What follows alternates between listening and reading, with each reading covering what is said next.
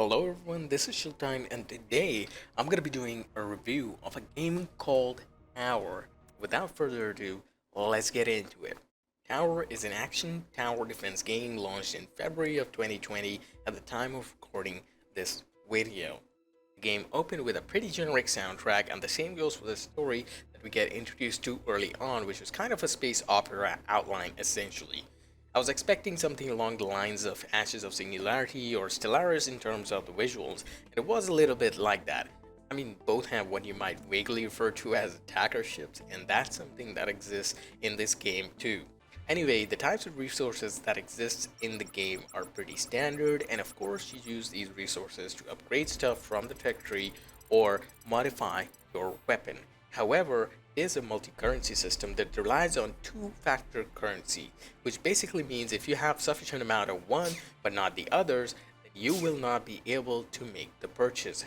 It gets a bit annoying because what type of currency you're going to get and when entirely depends on what the game decides to give you for each quest, and even then you don't get all the types of currencies even in the quests that you get. Also, with nothing like side quests or whatever, seem like a linearly more difficult quest line. The missions are though cloaked as territorial expansions, which you don't get to see except for the bar at the top. I say that so you don't assume it's like a place that you upgrade stuff at or some kind of a station. It's just a bunch of numbers like an overall health bar. The goal of the campaign is to kill an overlord, which will just appear. So far, I've not been able to see the overlord, and I'm not sure when I'll know I'm close either. But regardless, I'm grinding for it.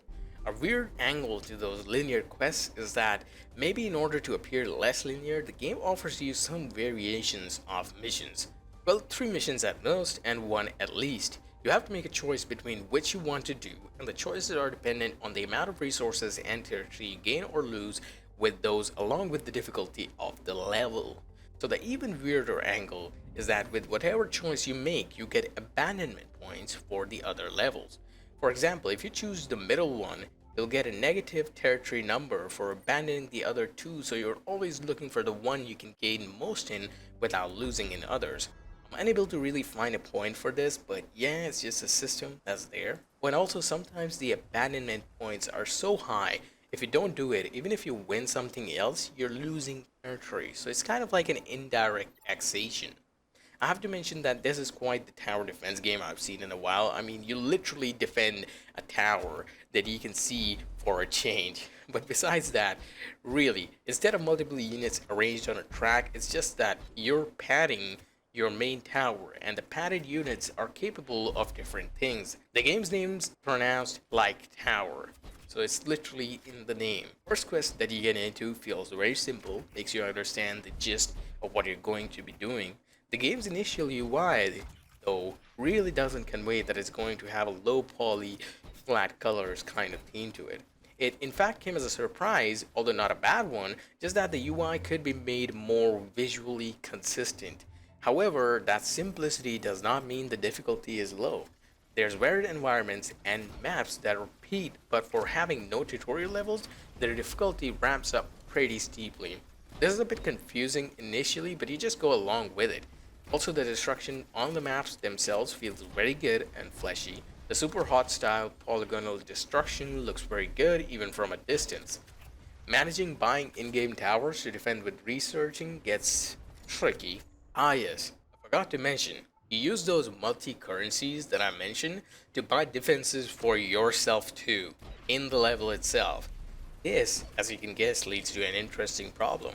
Once you start losing, it's very hard to recover because those padding units cost to build again, so you can't keep going forward to advance and beef up your tower, but you have to go like 1 step forward, 2 steps back, and that inevitably leads to losses. All this because you got off the wrong foot, maybe.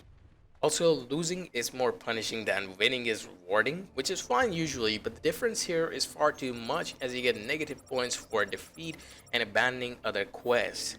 Let's get a bit technical again. There are no options to see or change controls in the menu, which makes it hard to know what key does what on command, and of course, you can't change controls either.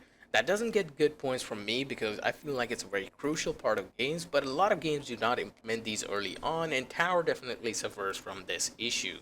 This all being said, killing enemies does feel fleshy, oddly enough. That is especially true for aerial targets in my experience. The way they crash to the ground and other times explode mid-air just feels addicting. I have to mention that it doesn't feel like a constant micromanagement grind to defend the tower. Maybe that's a bit laid back, but I definitely get the appeal of the style of level after level and make it and forget it style of defense, with the active elements being the shooting and the abilities. I guess that's something, but it's heaps better than something that would be similar to Bloons TD, which can get pretty stressful as the game goes on. However, that comes with its own downside. Soon as you see the level and the enemies, you know whether you will win or not with a 95% accuracy. There are differences in ground and air fighting, which is not really easy to grasp on, but overall feels like a good thing that could be expanded on as the game furthers in development. A few things I want to mention before I wrap up would be the need for a tutorial and having the victory screen feel more impactful or as impactful as the defeat screen, especially the tutorial quest or multiple of them utilizing all elements of the game in a taste of it so you know how to navigate the waters better. As it stands, you're very clueless when you enter the game, and had I not attempted multiple new games, I would have no idea from my first gameplay how it's really played. The top right info tutorial thing just doesn't cut it. Overall, very fleshy, very towery, and most importantly, fun for casual play and potential for hardcore gamer 2 with all builds you can possibly have if they are made viable. Also, not a single crash or hiccup on launch gains a point from me in today's time.